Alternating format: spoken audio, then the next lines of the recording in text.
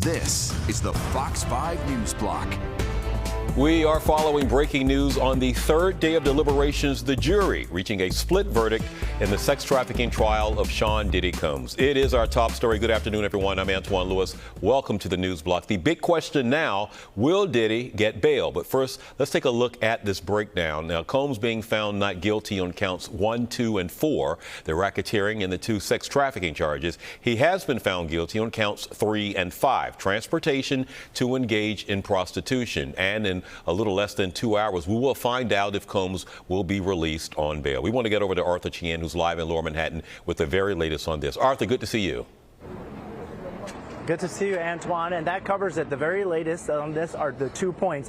One, that the jury has come back and rendered a not guilty verdict on the most serious charges that Sean Diddy Combs faced. They found him guilty of the 2 least serious charges, and that's transportation for prostitution across state lines. Let's show you what the reaction was amongst his family, just an indication of it. His mother blowing kisses to the throngs of people who are outside as they came outside, as she was going back in the courtroom. His sons have been going in and out as well. And as you pointed out, the development right now is the fact that the judge has been asked to release Mr. Combs, given the fact that he's been acquitted on the most serious charges that he had faced. And for that, they will be back in court at 5 o'clock to resume the hearing then. Everybody will be in place by at least 4:30. So this is not over yet today. Keep in mind, we got July 4th coming up.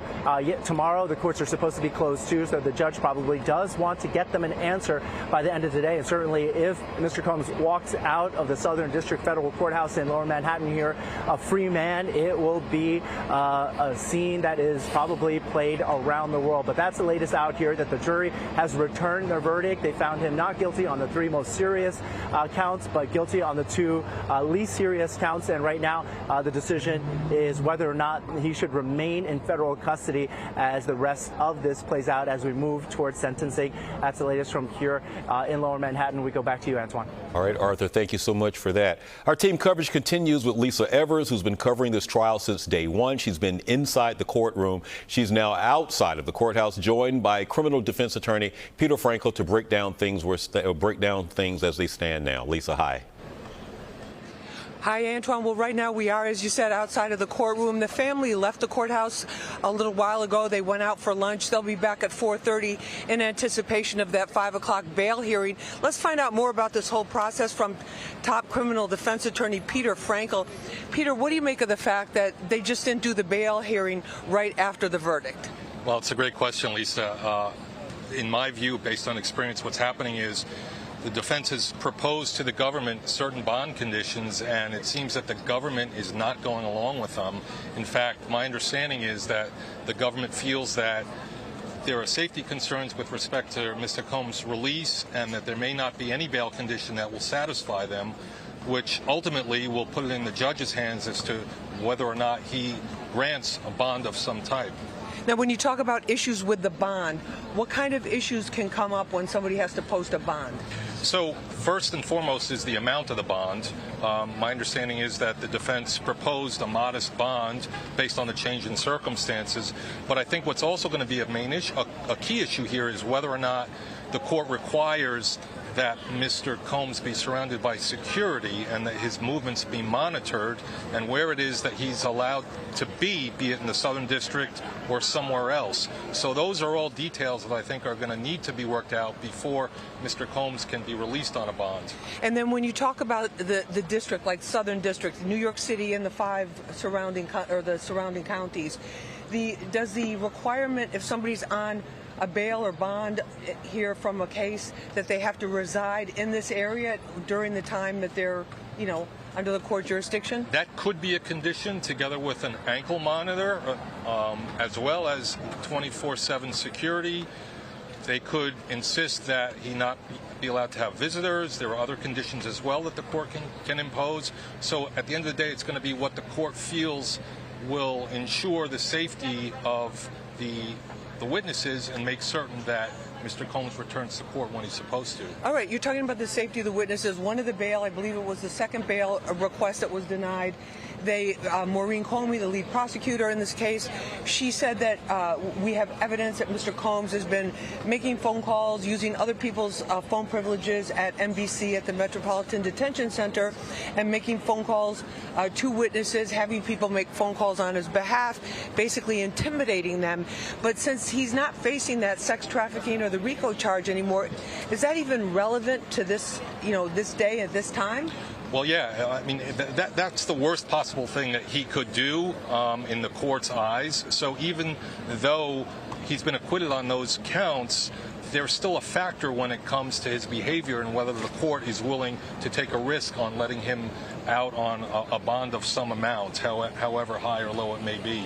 So, yeah, I think it's a significant factor and certainly something that the court's going to entertain. And so when they have a bail hearing like this, like what we're expecting at 5 o'clock today, the prosecution will present their reasons, which some of which we've just been talking about, present their reasons for not wanting him to have bail. Defense will say, listen, he's only been found guilty of 2 of the 5 counts. These are lesser charges. He's not going to flee. You see his family, he's been here with him in court virtually every day. And is that how it goes? And then does the judge make his decision right on the spot? Because this judge, I've noticed throughout with the preliminary hearings, but especially when the trial got underway and it was court every single day, this particular judge had a habit of saying, I will take both under consideration overnight and give you my opinion in the morning. Like he would have them send a letter. He would have them send a letter if it was a Friday, and then we'll decide on Monday, or Tuesday we'll decide on Wednesday, that kind of thing. And it seemed to be kind of one of his patterns throughout this. Is there a chance that he may spend the night again in NBC? There's absolutely a chance of that. And I think the fact that they're having a bail hearing at 5 p.m.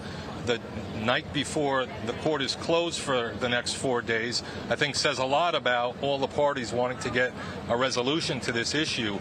But that being said, the judge is not going to make a ruling that he doesn't feel comfortable with. And if it's his position that everybody needs to come back on Monday, then that's what he's going to rule.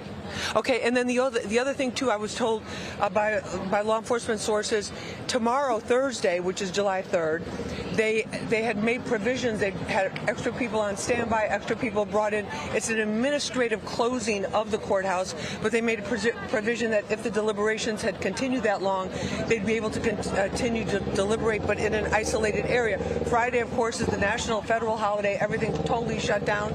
Same thing with Saturday and Sunday. Courts always shut down on those days, but it's possible that there could be something tomorrow. It is possible. That's going to be up to the judge and obviously whatever decision he ends up making. But knowing this judge's history and knowing the concerns of the government, he's going to make very certain that whatever decision he makes is a decision that he feels very comfortable with. And if that can't be done today, maybe He'll take tomorrow, his time, maybe next week. All right. Peter Frankel, a criminal defense attorney, thank you so much for being with us and helping us with that. Antoine, that's the latest from here at federal court. Back to you in the studio. Lisa, a lot of information there. Thank you so much for staying on top of this for the last 7 weeks. We appreciate that.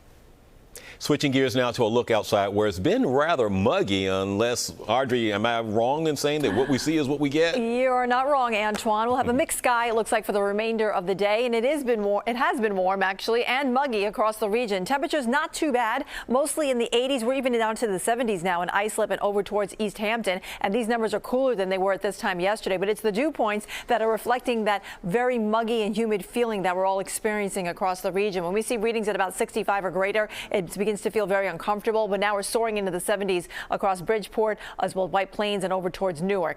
Winds aren't giving us much of a relief either. They're pretty light and they'll stay that way for the rest of the afternoon and evening. So we've been watching these showers that kind of grazing the coastal sections here over the last several hours since early this morning, but now we're starting to see things improve along the Jersey Shore as well as out across Long Island. The shower activity is now shifting to the east here. We still have some lingering rains in and around the Hamptons out towards Montauk Point, but we're seeing some sun breaking through the clouds here across western New Jersey and parts of the Hudson Valley. The clearing line is oh so close. It'll be working its way eastward here, so gradually we'll get into some better weather, and it'll be all courtesy of high pressure, which is waiting in the wings here, waiting to take over our weather pattern. Right now it's bringing beautiful conditions from the Great Lakes to the Midwest, and that'll be pushing out to the east here, and tonight should be relatively quiet. We're also watching this system here. It's going to pass off to our north, but it's going to be close enough to spill over a couple of showers tomorrow afternoon, especially north of the city. Here it plays out in our future cast. We still have the front lingering lingering across the region. It's not quite exited the area, and that's why we still have the lingering showers across the east end of Long Island and some cloud cover too.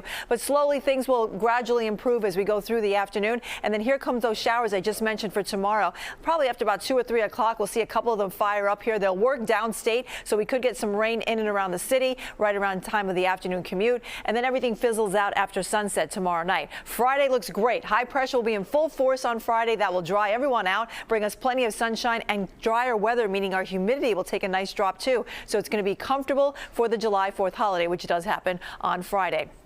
All right, here goes those showers as I just mentioned. Today we're looking at high temperatures to be mostly in the 80s. Tomorrow will be at about 89. Watch out for an afternoon shower. July 4th looks great. So does the rest of the weekend. Plenty of sunshine for Saturday and Sunday. We're going to heat it up, though, and turn up the humidity by Sunday. It gets to be uncomfortable, though, as we go into the beginning of next week. That's when highs will be back into the 90s across parts of the area, and we'll also bring in the chance of afternoon showers and storms because the atmosphere is going to be a little bit more unstable, more like that summer-like weather pattern when we see those pop-up showers and storms. But so far, the holiday weekend looks fabulous. Plenty of sunshine, feeling nice and dry and warm with temperatures in the 80s. So make those beach plans or the pool plans or the backyard plans, Antoine. Do it all outside. Keep it going. I got all of it covered. Thank you, dear.